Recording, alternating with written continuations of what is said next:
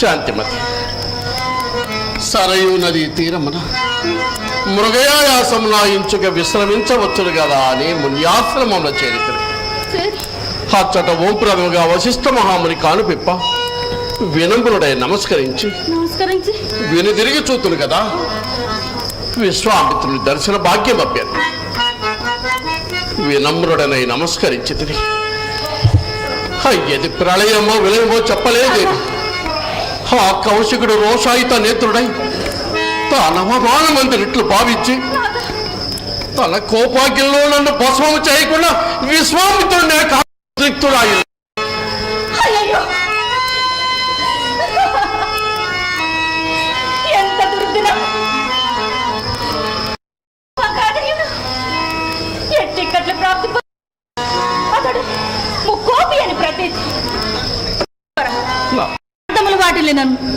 ఎట్టి దురితముల సంఘటనలను సరియే శ్రీరామచంద్రుని పాద పంకేరుహములే మనకు శరణ్యం. శ్రీరామ పతిత పావన పవనరామ పరంధామ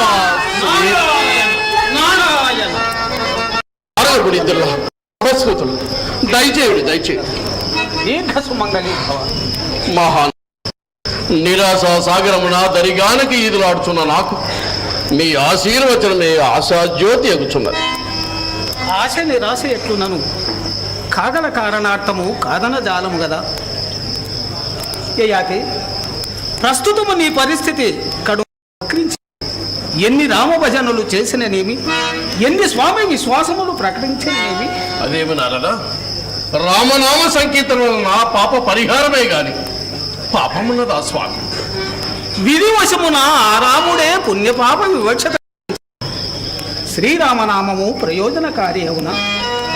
అందున ముఖ్యముగా ఈ స్థితిలో నీకు అదేమి బాగోతాచి కామని నాకు శ్రీరాముడే రక్షకుడు. ఆ భగవానుడు పాపము రక్షించాడు.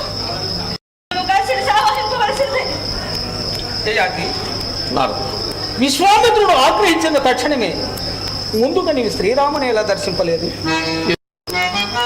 రాజా, విశ్వామిత్రునిది త్రాచుపాము పగ.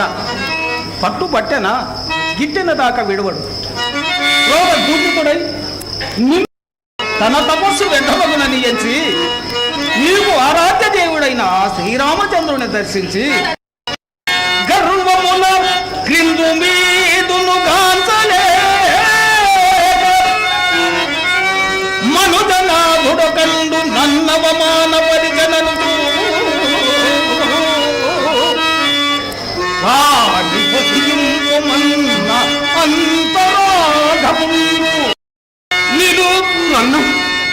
నిన్ను చంపగ ప్రతిన భూమి